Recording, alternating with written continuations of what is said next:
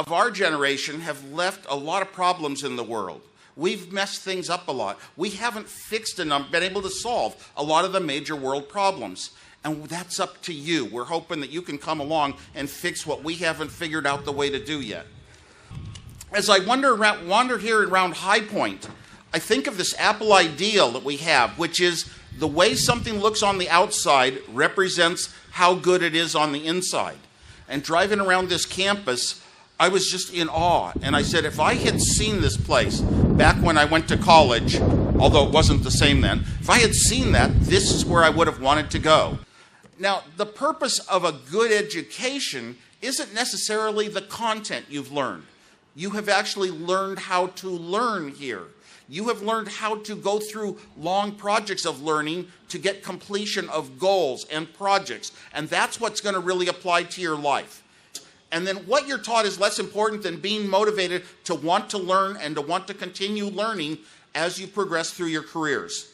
Don't be afraid to build. You don't have to get everything out of a book the way it was done in the book, the way someone else did it. You're now at the point where you'll think for yourself and you'll start writing your own book as you create things. You should be very true to your young ideals. You think very well right now. You're at the highest state of your mental and physical energy that you'll ever be.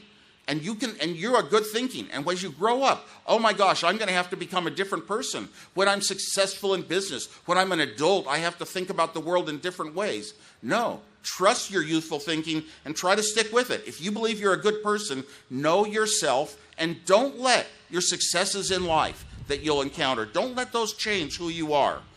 One of the things you should always note is that if you do things the way everyone else has always done them, you're one of the followers. You're one of a million people that could do the same as you because they've had the same education.